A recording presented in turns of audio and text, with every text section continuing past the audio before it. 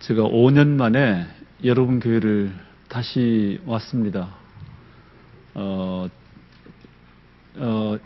2013년 9월 달에 오후 예배 때 한번 왔었습니다. 근데 또 오늘 이렇게 참 귀한 교회에 올 수 있게 돼서 너무나 기쁘고 또 영광스럽게 생각을 합니다.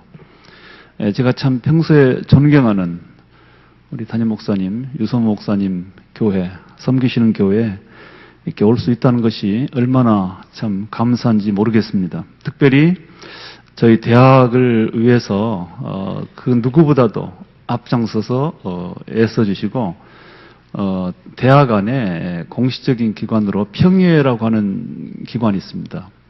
굉장히 중요한 기관인데 이 평의회 의장도 맡으셔가지고 지금까지 여러 어려움 중에서도 저희 학교가 정상화되는 과정에 크게 힘써주신 목사님이시기도 하기 때문에 늘 감사한 마음을 가지고 있습니다. 뭐 아시겠지만은 저는 앞이 전혀 보이지가 않습니다. 이렇게 눈은 뜨고 있어 보이는 게 없어요. 그래서 이제 그러나 뭐 보는 것이 눈만은 아닌 것 같습니다. 마음으로도 보고 귀로도 들어보고 손으로도 만져보고 보는 게 많아요. 이런저런 형식을 통해서 그래도 세상을 감지하고 느끼고 판단하고 생각하면서 이렇게 살아갑니다. 그래서 여러분들께서는 저를 지금 보고 계시죠? 혹시 보기 싫으면 얼굴 고개 숙여도 저는 모릅니다.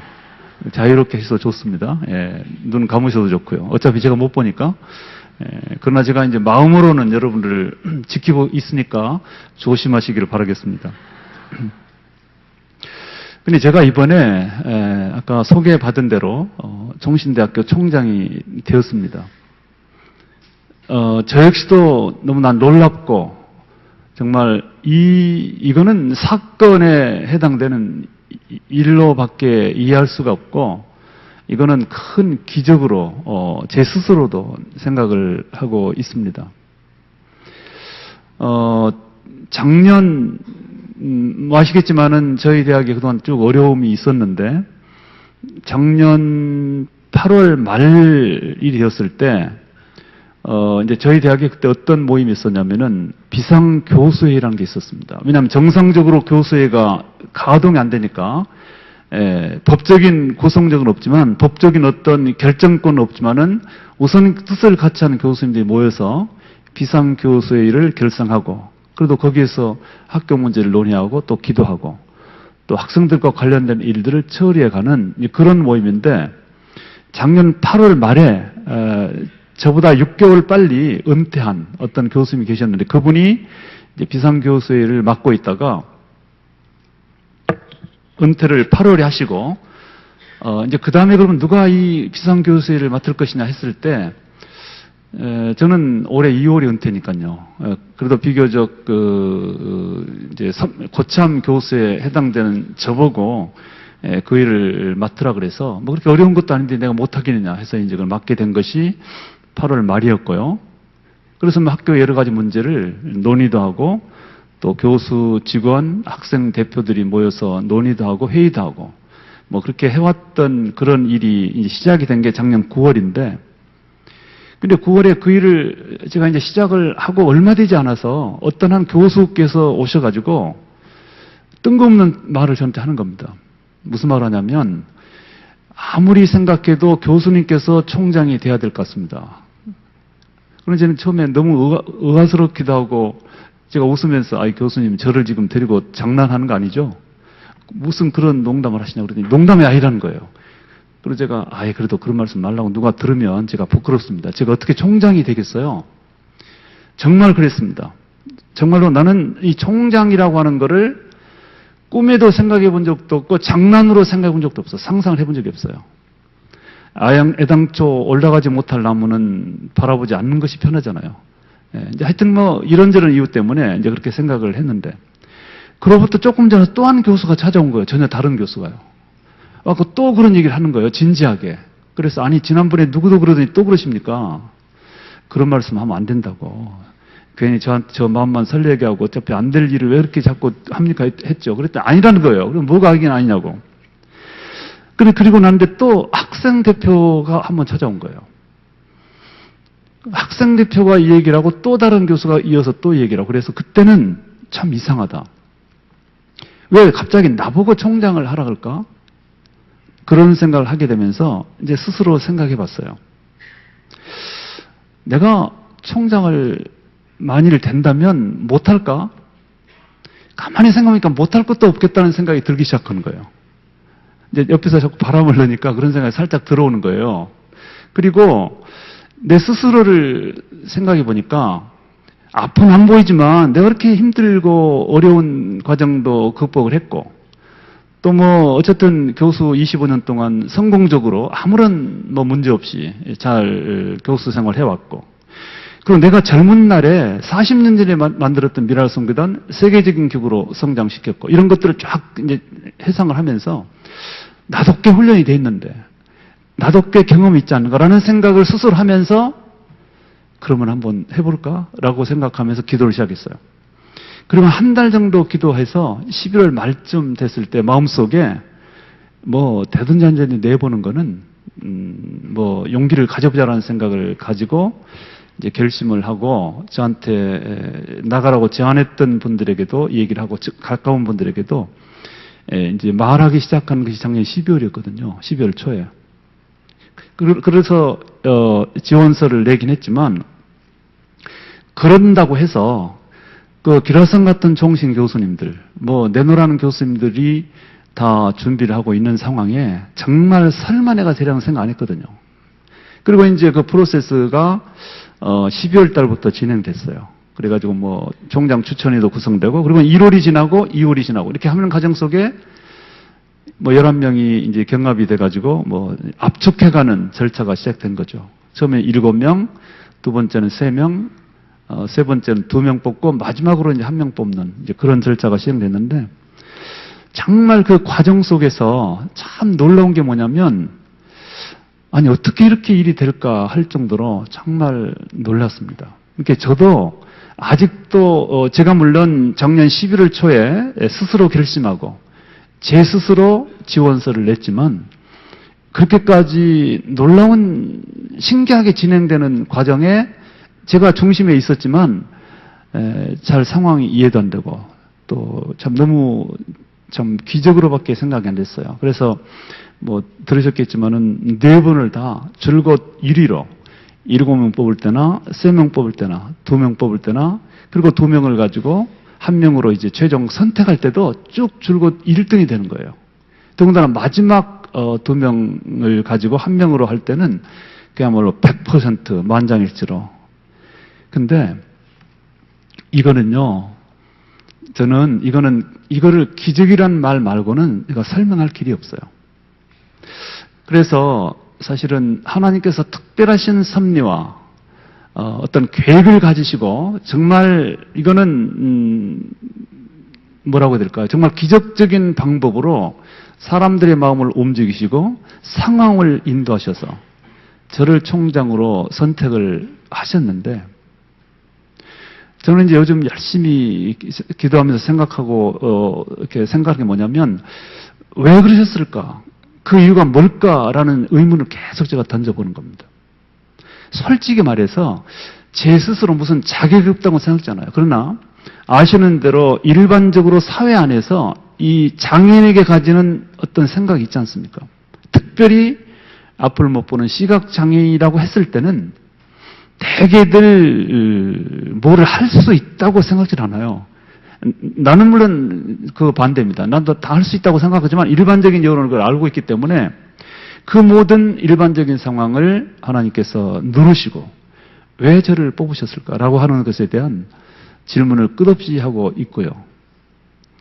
근데 제 나름대로는 이해를 조금 해석을 해가고 있습니다. 이해 내지는 해석. 이 상황에 대한 스스로 해석해 나가고 있습니다. 근데 저는 15세 때 실명이 됐어요. 그리고 초등학교는 정상적으로 나왔지만 초등학교 졸업하고 저는 너무 집이 시골에서 가난해서 중학교를 안 보내주셨어요. 부모님께서. 저희 사형제는 있는데 아무도 중학교 못 갔습니다. 초등학교까지만 보내줬어요. 국민학교. 그리고 공부가 너무 하고 싶고 학교를 가고 싶었지만은 결국 못 가고 울고불고 했지만 소용이 없이 못 가고 집에서 산에서 논에서 일하다가 지게지고 일하다가 갑자기 어떤 상황으로 인해서 실명이 된 거죠. 1년쯤 지나서.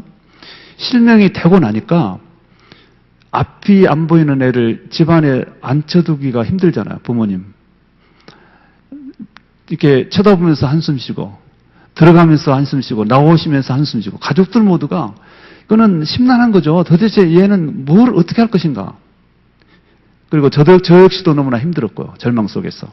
당신은 라디오도 없고 친구도 없고 그야말로 집에 혼자 앉아있는 그런 신세가 된 상황에서 부모님께서 저에게 그냥 집에 둘 수 없기 때문에 서울에 있는 시각장애인 학교, 정확한 이름은 서울맹학교라 그래요. 그곳에 입학을 시켜주셨는데 사실은 보내는 부모님도 그랬고요. 저도 그랬고 그 학교에 가면서 이게 중학교 간다. 더군다나 서울에 있는 중학교까지 간다. 지나간다는 마음은 전혀 없었습니다. 부모님은 그냥 한운 수 없이 데려다 놓은 거고요. 왜냐하면 집에 둘 수 없으니까. 그런 사람들끼리 있는 곳에 갖다 놓는다. 그러니까 이제 그 학교를 보내면서 울고, 우시고. 헤어지기 싫어서 우는 것이 아니라 보통 사람이 사는 세상에서 격리되고 이제는 딴 곳으로 가는구나. 죽으러 간 것도 아닌데 모두가 슬픈 거죠. 저도 보통 사람이 사는 세상에서 추방되는구나. 그 기분만 느끼고 들어갔던 그 학교. 이제 그렇게 해서 그 학교에 들어가서 이런저런 과정을 통해서 하여튼 동료 똑같은 시각장애인들 만나면서 대화도 하고 또 어쨌든 좋은 선생님을 통해서 말씀도 듣고 그러면서 차츰 변화가 되고 그런 과정 속에서 제가 예수님을 고등학교 3학년 때 영접을 했고요. 예수님을 믿으면서 저의 생각이 하늘과 땅만큼 완전히 정반대가 됐죠. 정반대란 얘기는 세상에는 희망이 없다. 나에게는 꿈도 없고 희망을 가질 수 없다. 그 생각이 아니다. 나에게는 엄청난 미래가 있다. 꿈을 가져도 된다. 살 수 있다. 그전에는 살 수 없다. 근데 예수 믿고는 살 수 있다. 이게 이제 정반대의 생각으로 바뀌어져 버린. 여러분 예수 믿으면서 그런 생각을 가지실 거예요. 그 꿈찬 삶으로의 새로운 출발. 그 중심에는 하나님이 있다는 걸 믿게 되고 영원한 천국이 있다는 것이 그게 엄청난 깨달음이고 그거를 정말 믿는다면 이 세상의 삶은 바뀌어져요. 나는 그걸 젊은 날 체험했습니다. 어린 날. 그래서 이제 새로운 출발을 한 거죠. 새로운 출발을 열심히 하면서 내가 이 세상을 살면서 그렇게 엄청난 일 안 해도 된다. 두 눈 멀뚱 뜨고 모든 걸 갖추고 또 건강한 사람들이 사는 살만큼 굳이 안 살아도 상관없다.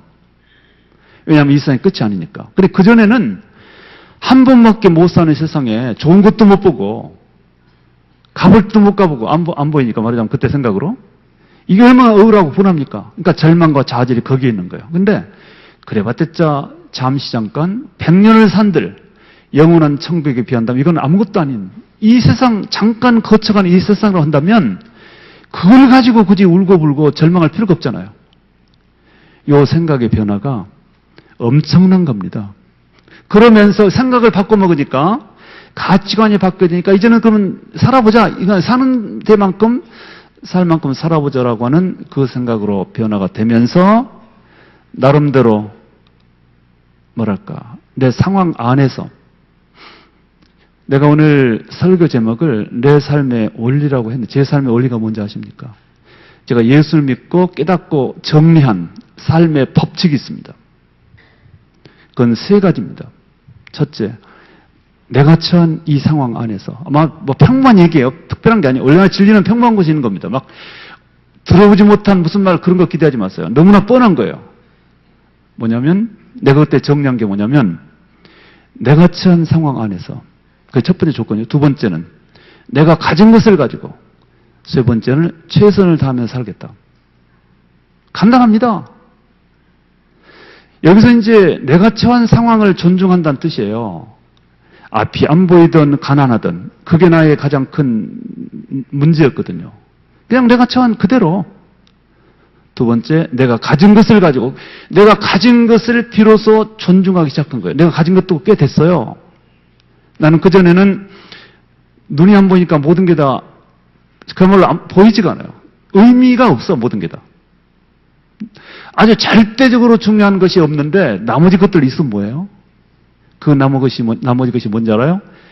귀 들리는 것, 말할 수 있는 입, 열 손가락, 두 팔, 두 다리, 이거 다 이 모든 것들이 수양이 없는 건데 바로 내가 가진 그것을 가지고 그걸 인정하기 시작했죠. 그리고 최선을 다한다. 그때부터 비로소 더 열심히 손가락으로 책도 읽고 더 열심히 두 발로 비록 더듬거리지만은 다니기도 하고 이렇게 그냥 사는 거예요. 근데 중요한 건 이 최선을 다하는 거죠. 열심히 절대로 뭐 이제 절망과 좌절이라고 하는 것은 사실은 제가 예수 믿고 나서는 안 보이는 것 때문에 절망 좌절 해본 적이 없어요. 이미 그건 초월한 거죠. 이미 극복된 거예요, 그 순간. 근데 뭐 때문에 절망 좌절해요? 주변 사람들의 편견, 그 차별, 이런 말할 수가 없어요. 총신대에 들어와서는 안 그런 줄 아세요? 제가 지금 총장은 됐는데, 하여튼 그 수많은 사람들의 편견과 어떤 그 선입견과 외면과 무시와 이제 그것 때문에 때로는 화도 나고 속도 상하고 아프기도 하고 그러나 안 보이는 거는 아무 문제가 없어요. 안 보이는 것이 문제가 됐을 때는 예수 믿기 전까지는 그게 문제였었어요. 그러나 어쨌든 그래서 제가 제 삶의 원리라고 하는 것은 딱 세 가지입니다. 내가 처한 위치에서 내가 가진 것 바로 그것 가지고 작든지 크든지 간에 그거 열심히 존중하고 세 번째는 최선을 다해서 살아보자.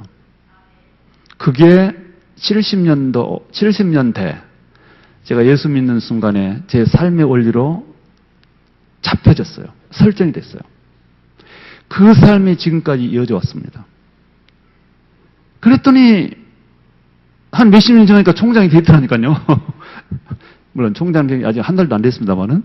정말입니다, 제가 총장이 되고자 처음부터 몸부림쳤던 것도 아니고, 우연히 한번 어떤 분들의 권유를 해서 했는데, 이렇게 돼버리는 요 놀라운 것. 그러니까 그냥 이런 게 있어요. 우리 하나님께서는 열심히 살면 좋아하세요. 여러분들을 보시고 계세요. 여러분들의 무슨 모습을 지금 보시고, 하나님의 마음은 두 가지요. 어떤 건 싫고, 어떤 건 좋아요. 어떤 부분을 좋아하는지 아십니까? 여러분 미안하지만 잘생긴 것도 별로 하나님 눈에는 하나님께서 뭐 잘생긴 것이 무슨 아쉬워서 당신 못생겨서 여러분 잘생긴 걸 좋아하겠어요? 아니면 여러분 머리 좋고 무슨 똑똑하고 그것 가지고 대단하다고 생각하시겠어요? 여러분만큼 못해서? 아니잖아요.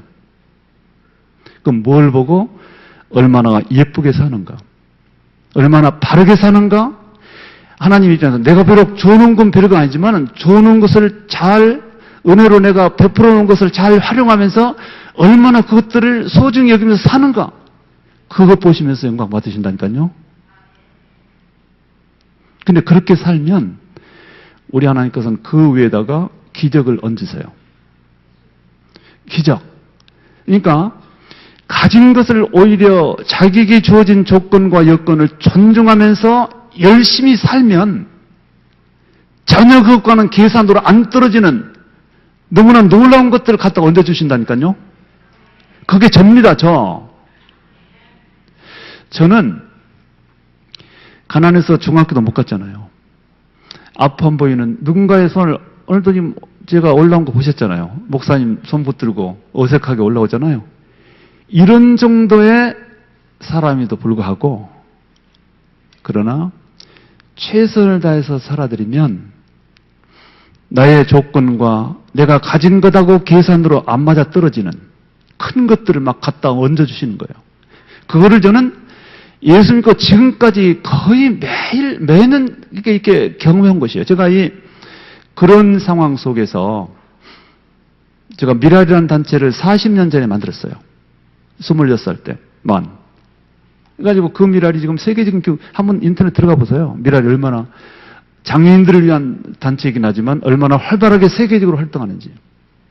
그거 안 못 보는 제가 만든 거라니까요. 그거는 저의 능력으로 된 게 아니에요. 능력은 없고 앞이 안 보이는 장애이지만 제가 최선을 다하는 것 위에다가 안 맞아떨어지는 놀라운 큰 것들을 갖다가 얹어주시고 그래가지고 된 거죠. 그리고 돈 없고 가난한 게 똑같은 말이군요. 하여튼 돈도 없고 앞이 안 보이는 불편한 사람이었지만 정말로 용기를 내어서 그것도 내 자신을 하나님께 맡기고 미국 야구로 억지로 정말 억지로란 말은 상황으로 봐서는 맞지 않는 의미입니다. 그렇게 유학을 갔는데 유학 가서 돈 없이 갔지만 지팡이 하나 짚고 갔지만 10년 동안 있으면서 공부도 다 마쳤고요. 그리고 미국 갈 때 가졌던 또 하나의 비전대로 미랄 운동을 세계적인 운동으로 확산할 수 있는 전진기지를 미국에 세우는 것도 너무나 확고하게 세워져서 그 모든 것들을 제가 세웠다기보다는 제가 좀 시간이 되면 정말 세부적인 것을 신기한 것들이 너무 많아 제 삶 속에서는 정말 놀랍고 신기한 것들 도무지 나는 그냥 앞으로 아무 생각을 뭔가지 뭐라고 될까요? 전혀 기대하지 않고 내가 할 수 있는 것만 조금 하면 너무나 큰 것이 그 안에 이렇게 그 옆에 있어가지고 그걸 만나도록 만들고 그렇게 이어져서 결국은 미랄도 세계적인 기구가 됐고 그리고 이제 총신대 교수가 됐고요. 공부도 마치고 와서 그리고 이제 25년 동안 은퇴할 때쯤 되니까 학교에 또 이런 문제가 생겨가지고 지원을 했고 이렇게 뜻밖에도 이렇게 이제 참 총장까지 됐는데 자 여기까지는 제가 조금 긍정적으로 이제 과정을 좀 말씀을 간증하는 것이고 근데 총장이 되긴 됐는데요. 어깨가 무겁고 얼마 전에 잠이 안 와요. 우리 학교가 얼마나 어려운 거 아시죠? 지금 모든 부분이 정말로 하여튼 이루 말할 수 없는 어려움 속에 놓여 있어요. 근데 총신대학이 어려우면 안 됩니다. 총신대학이 잘 돼야 되는 이유가 있어요. 왜 그런지 아십니까? 총신대학교는 단순히 학생 4,000명, 교직원 300명, 조그만 학교이지만 그 수준으로 끝나는 학교가 아니에요. 뭐 120년 전통 때문에도 아니에요. 그럼 뭐냐?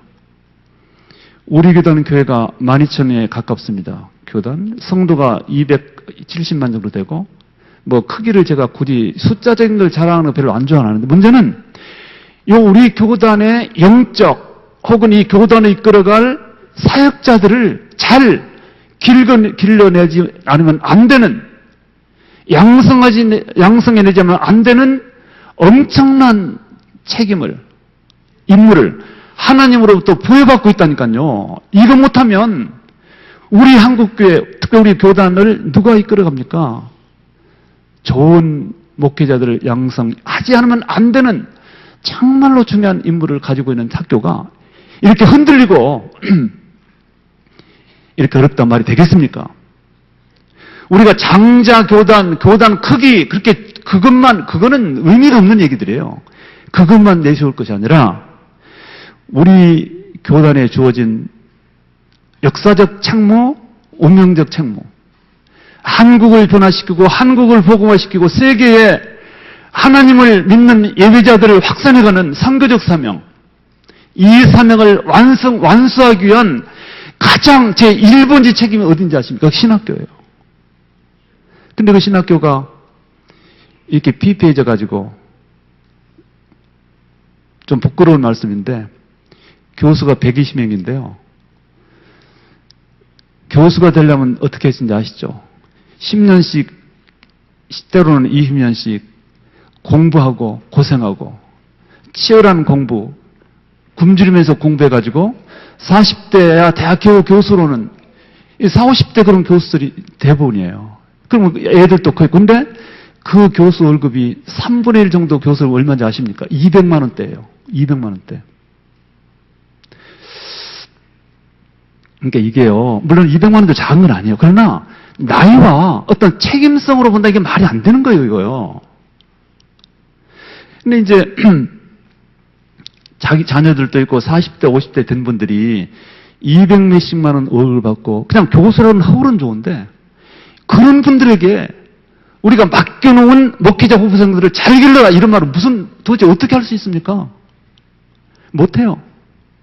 물론 지금 제가 말씀드린 것은 교수들 월급 올려주자는 것만을 말씀드린 게 아니에요. 얼마나 학교가 위기 상황이 있는가. 그 외에도 여러 가지 면에서 정말 부끄러워서 말하기도 힘들 정도로 그런 일이 많은데, 지금 물론 그동안 여러 가지 어려운 과정이 있어서 그러기도 하지만, 하여튼 이제라도 우리가 좀 새롭게 총신대학을 우리 모두가 세워가자. 그러면서 아까 제가 그 말씀 드렸죠. 나를 하나님께서는 하필 이 시점에, 이 어려운 시점에 앞도 안 보이는 나를 총장으로 세웠을까? 지금 제 나름대로 아전인수 해석이 될지 모르겠지만 바로 그런 이유가 아닐까? 바로 그런 이유가 아닐까? 고통에 대해서, 이 고통이라는 게 무엇인지를 누구보다도 뼈저리게 체험했고, 그 고난과 고통을 어떻게 해야 극복되는가를, 제가 실명된 지 한 50년 됐나요? 50몇 년 됐는데, 반세기 이상을 어려움 속에서 살아왔던 치열한 삶의 경험을 한번 총동원해서 노란 위기에 빠진 총신들을 건져보라는 메시지로 보이기도 하고요. 또 한편으로는, 이거는 아전이시니까 듣기 귀찮으시면 그냥 잊어버리세요. 한국교회를 향해서 너희들 한번 좀 봐라. 그러니까 제 자신이 한국교회에서 던지는 어떤 메시지입니다. 교회들이 추겨온 것이 뭡니까? 성스러운 말씀, 저는 우리 교회는 의사가 몇 명이에요? 이런 것 자랑하는. 우리 교회는 변호사가 많아. 이런 것, 그게 자랑거리입니까? 그런 교회가 많습니다. 그거를 실제로 자랑하고 여기는 교회가 얼마나 많은지 아세요? 어떤 교회는 자기 교회에 박사가 100명이 있대요. 아니, 박사 100명의 영어는, 그러면 죄송하지만, 그럼 죄송합니다. 이게 좀, 박사 아닌 영어는 100명하고 좀 가치가 다른 겁니까? 그렇게 이 상업주의, 뭐랄까요? 성공치상주의, 이게 세상 논리거든요. 기독교 성경적 관점에서의 성공은 다른 겁니다. 근데 딱 몸은 교회에 다니고 날마다 성경을 읽고 날마다 기도를 하면서도 세상적인 가치관에서 벗어나지 못하고 보다 좋은 거, 보다 큰 거, 보다 높은 사람들, 보다 잘된 사람들만 추구해가는 그런 사람들 향해서 던지는 한 가지 메시지가, 앞못 보는 가장 어렵게 살았던 이제서 자체가 하나님의 편지일 수 있어요. 저를 보고 좀 읽으셔야 돼요. 왜 이 시점에 이제서란 정도의 사람을 이렇게 세웠을까? 그것도 기적적인 환경과 과정을 통해서 말이 안 되는 과정을 통해 했을까라고 하는 것을, 사실은 제 입으로 이렇게 말하는 게 좀 그러긴 하지만, 우리는 본질로 돌아와야 돼요. 성경 본질로. 영혼을 소중히 여기고, 하나님의 진리를 소중히 여기고. 제가 얼마 전에 어떤 언론사가 하고 인터뷰를 하면서 그래요. 총신대 총장이 되고 가장 바라는 게 뭐냐, 앞으로 종종 총장으로서, 그래서 제가 나는 총신대 총장으로서 업적을 남기는 것도 목표가 아니고, 참으로 다른 총장들 안 했던 놀라운 것을 만드는 것, 다 물론 그것도 하기 위해서 노력을 하겠지만, 내가 가장 원하는 한 가지는 그 사람은 총장으로서 바르게 일했다, 성경적으로 일했다, 이 말만 듣고 싶다 그랬어요. 저는 진짜 그렇습니다. 저는 총신대학을 바르게 경영하려고 하는 것이 첫 번째 목표입니다. 저는 우리 성도의 삶이 이 과정이 중요하다고 생각하는 사람이에요. 그건 전 지론입니다. 저의 신념이고 철학이고 저의 신앙입니다. 우리 성도들은 결과를 만드는 것을 목표로 삼고 살아서는 안 돼요. 누구 말대로 뭐로 가든 좌로 가든 서울만 가면 된다? 그거는 상업주의예요. 경제는 그렇게 해야 돼요. 흥묘 백묘. 고양이가 색깔하고 뭐 상관이냐, 지만 잡으면 됐지. 아니에요. 쥐 잡는 것보다 더 중요한 것은 과정이 선해야 돼요. 저는 과정이 나쁜 거, 절대 하지 않으려고 그래요. 그래서 조금 진행이 느려도 경우에 따라서는 기대하는 결과가 안 나와도 과정이 하나님 보시기에 아름다워야 돼요. 저 역시도 그걸 목표로 삼고 하려고 합니다. 그러면서 동시에 학교를 치유해야 되고요. 그리고 부족한 부분을 채우는 것은 아마 하나님께 덤으로 주실 거라고 저는 생각해요. 제가 바르게 하면, 공의롭게 하면 다른 필요한 것들은 덤으로 주실 것이다. 저 인생 속에 그랬던 것처럼 그런 생각을 해봅니다. 종신대학을 그 누구보다도 가장 많이 사랑하시는 여러분 교회에 와서 괜히 큰 소리를 친 것 같아서 죄송스럽습니다. 오늘 이 본문으로 읽었던 이 말씀 중에 제가 한 부분만 제가 언급하고 말씀을 마치겠습니다. 이 말씀 중에서 고린도후서 10장 말씀 중에서 특별히 9장 후반절 이 말씀이 요즘 특별히 저에게 부각돼요. 이는 내 능력은 약한 데서 온전해진다. 전지전능하신 하나님의 능력이 어디서 올곧게 올바르게 역사하고 만들어진지 아십니까? 약할 때예요.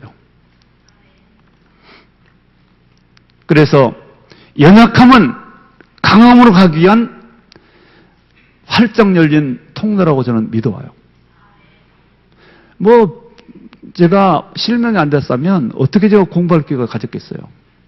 그래서 제가 흔히 하는 말로 실명은 나에게 절망이 없고 눈물을 줬지만 그 실명은 나의 모든 것을 가져다 준 축복의 통로였다. 이 약함이라고 하는 거, 이 하나님께서 역사할 수 있는, 그러니까 우리가 하나님을 만나는 지점은 좋은 곳이 아니라 나의 고통의 자리예요. 내가 약한 때. 그래서 나같이 약한 사람을 뽑은 이유가 저를 이런 계기를 통해서 좀 하나님께서 일할 수 있도록 좀 기회를 달라는 그런 메시지로도 우리가 읽어야 된다고 생각해요. 종신대 그동안 총장의 분들 얼마나 훌륭합니까 다. 어쨌든 최근에 그분도 본래는 훌륭했죠. 저처럼 약한 사람 있게 됐기 때문에 이제 가장 세상에서 미약하고 그동안 너희들이 참 외면하고 별 볼 일 없이 봤던 그 이제사하고 함께 그 약한 부분을 같이 손잡고 총신대를 새롭게 만들어 보라는 그런 사인이 아닐까 하는 생각을 해봅니다. 여러분들 우리 참 유선모 목사님을 비롯해서 총신대학을 위해서 끊임없이 기도해 주시고 성원해 주시는 거 감사드리고 부족한 제가 총장 맡은 거 너무 걱정 마세요. 많은 분들이 정말 할까? 그리고 우려 반 기대 반 지켜보고 있다는 말을 너무나 많이 들어요. 우려 반 기대 반. 우려하라고 하는 것은 제가 앞이 안 보인다는 거죠. 그러나 그동안 앞 봤던 사람들이 앞 다 본 사람이 잘했는데 그러면 잘 됐습니까? 딱 생각은 알아요.